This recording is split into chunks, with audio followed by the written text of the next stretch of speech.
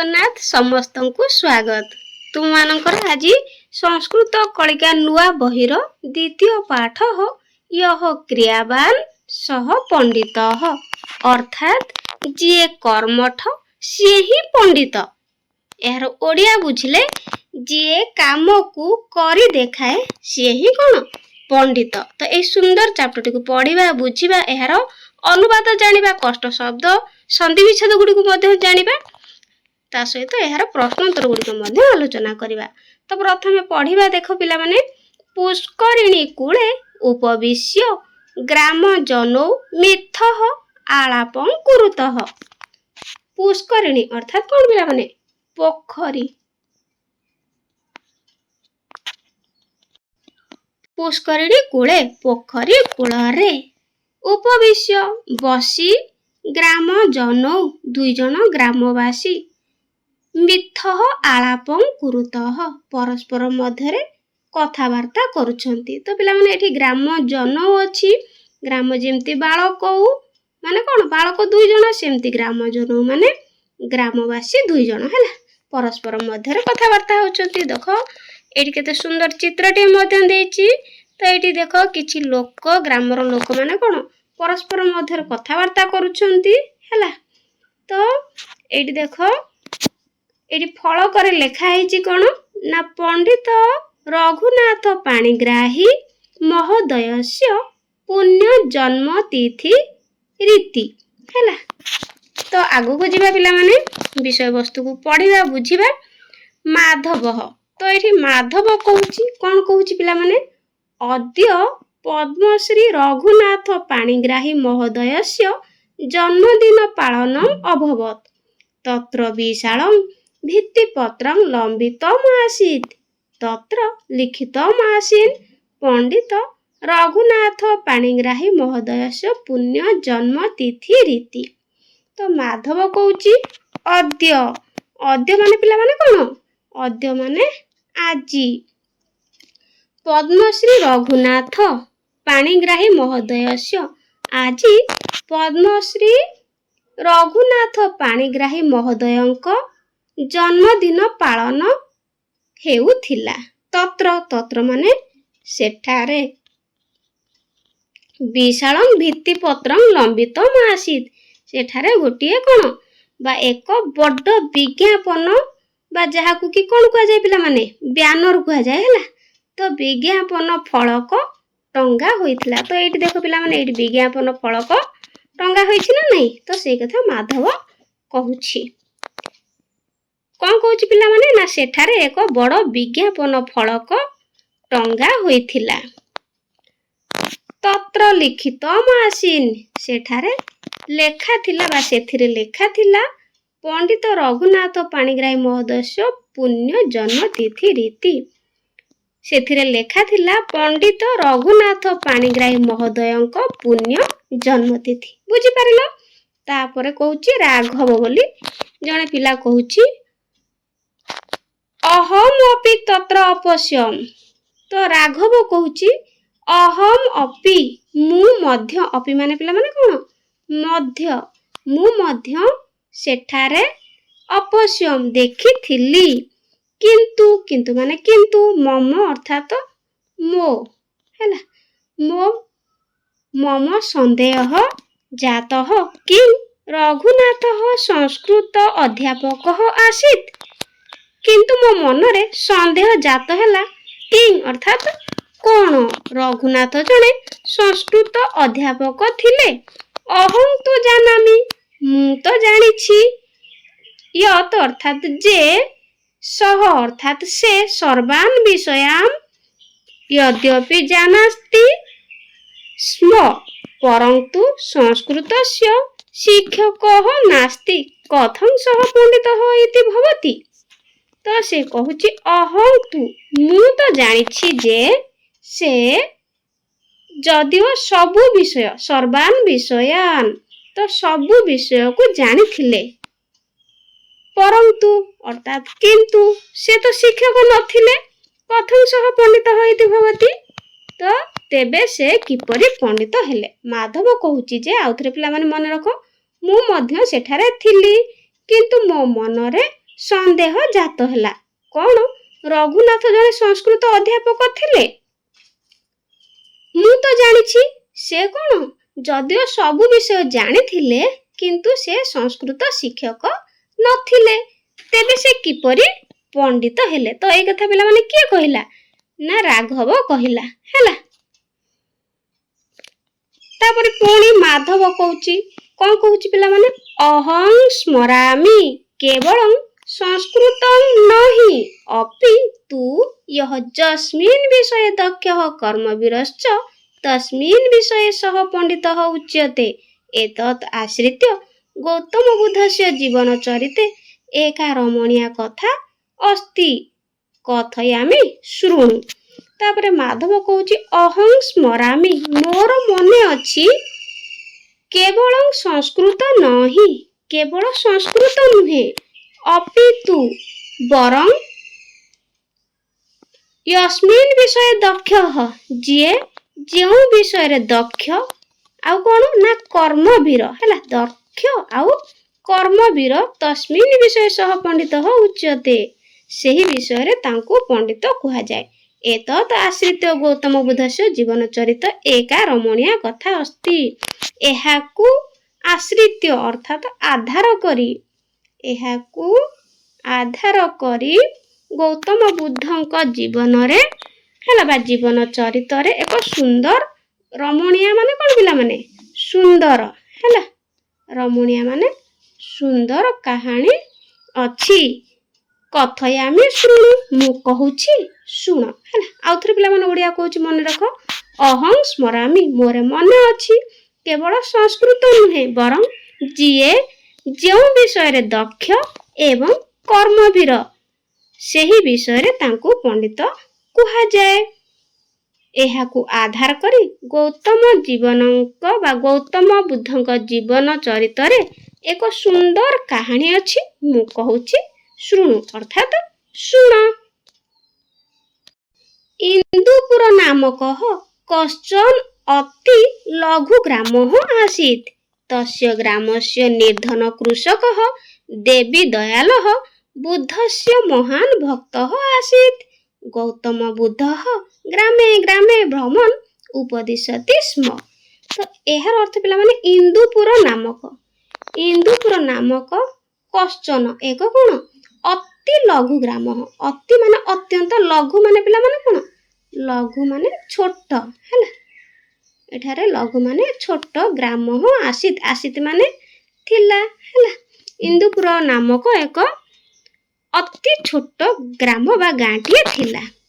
तस्य ग्रामस्य, तस्य माने सेही ग्राम रे देवी दयाल नामक जणे निर्धन कृषक, जणे गरीब कृषक थिले।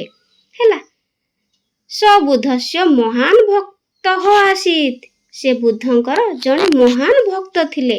गौतम बुद्ध ग्रामे ग्रामे भ्रमण उपदिशति स्म। गौतम बुद्ध गाँ को गाँ बुली उपदेश कौन करुथिले? देउथिले। उपदिशति स्म, देउथिले।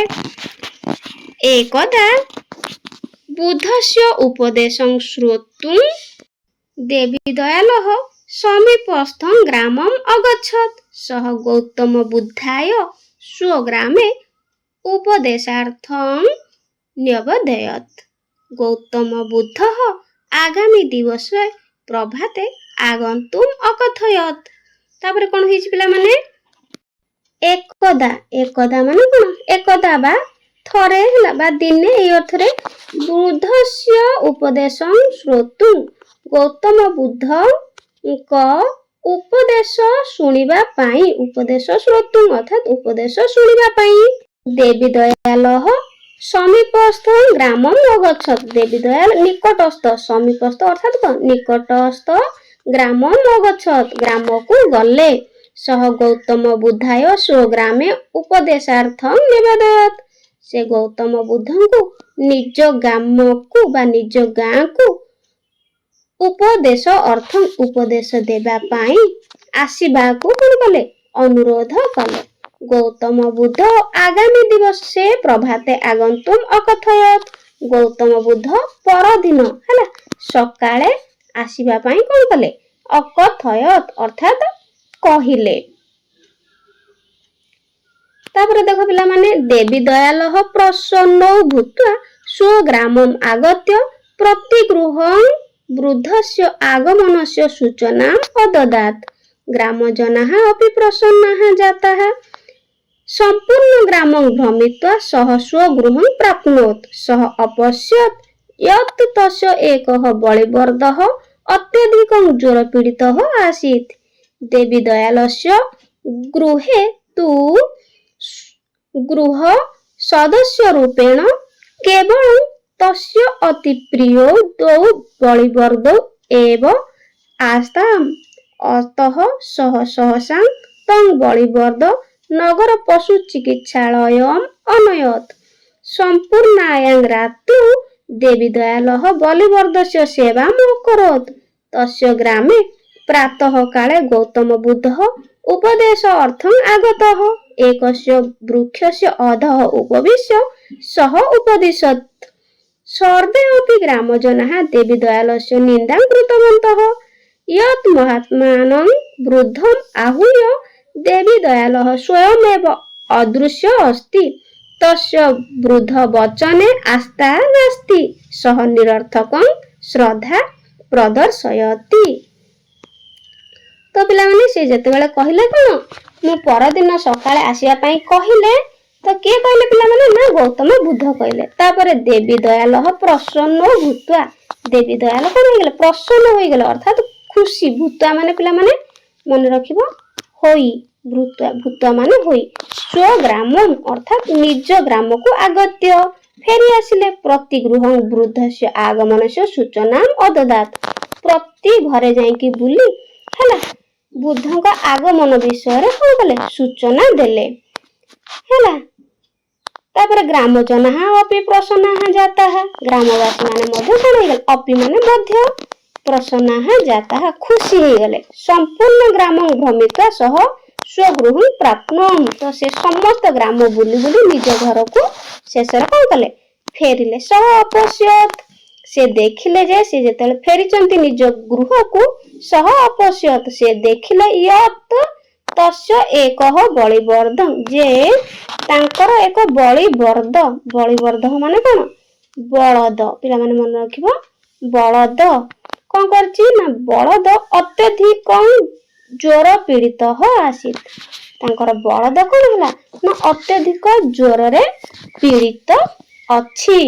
देवी दयालः गृहेतु गृह सदस्य रूपेण केवल तस्य अति प्रिय अर्थात देवी दयाल घरे परिवार सदस्य भाବରେ केवल ସେହି बलदटी ही थिला। बुझि पारलो जेहेतु तांकर अति प्रिय बलद थिला अतः सहसा एणु हला अतः तो एणु से सह माने से सहसा अर्थात हठात बा संगे संगे ସେହି बलदटीକୁ नगर पशु चिकित्सालय नगर माने पिला माने कोन सहरर पशु चिकित्सालय को बा पशु डाक्तरखाना को अनयत नहीं गले।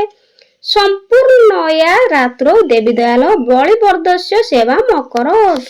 ସେହି दिन संपूर्ण राति बा राति सारा देवी दयाल को गला ना बलदर सेवा कले हैला।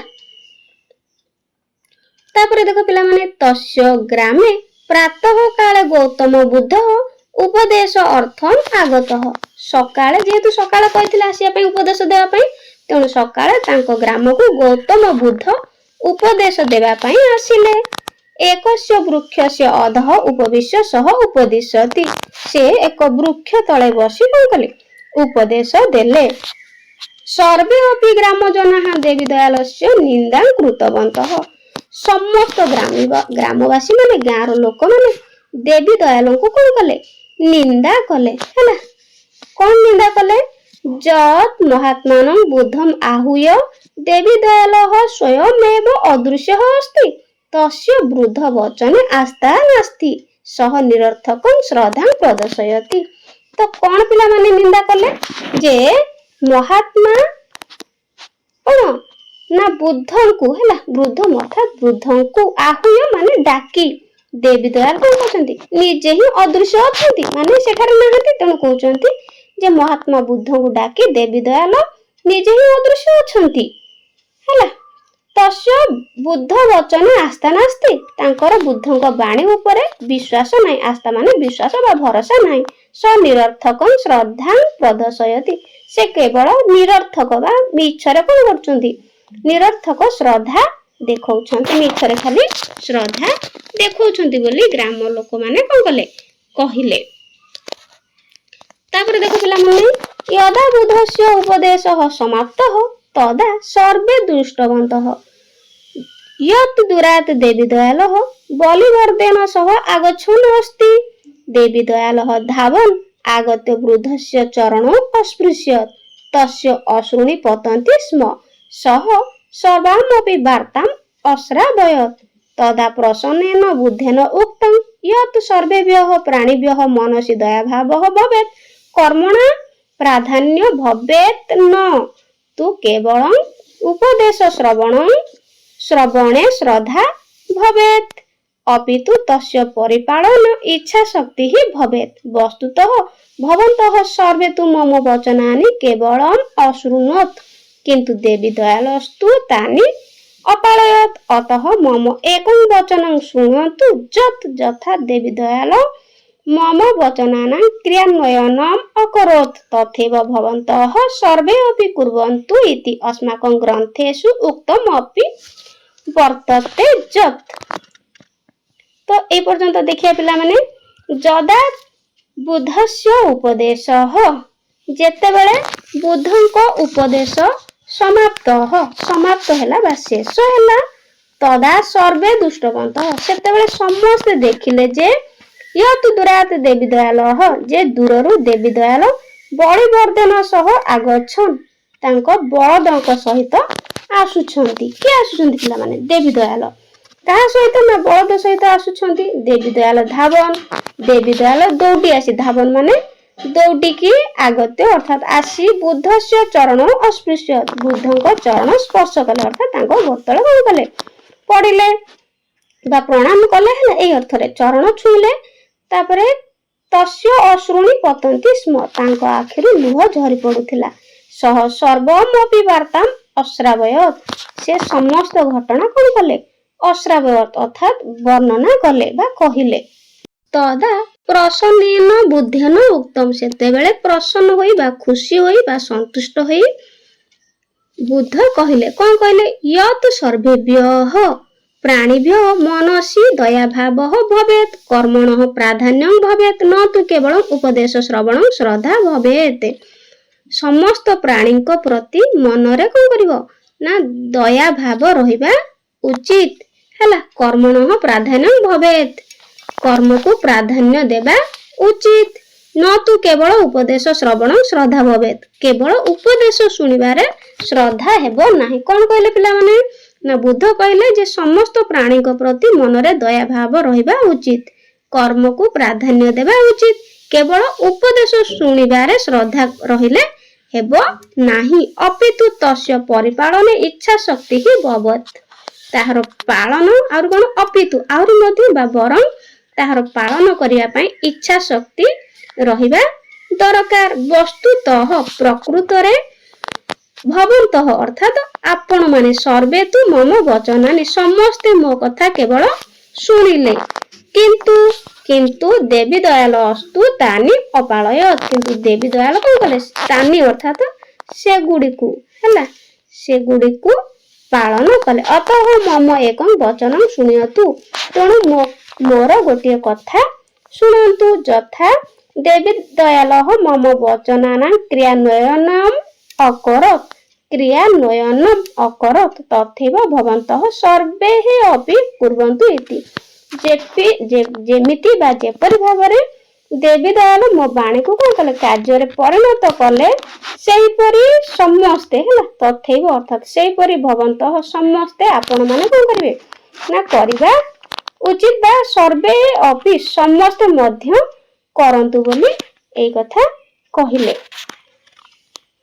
कहले पिला माने ना बुद्ध कहले काहाकू, ग्रामवासी मानकू, जेपरि देवी दयाल मो बाणी को कार्य परिणत कले सेहीपरि आपण माने मध्य समस्त करंतु। तो एई कथा कहिले।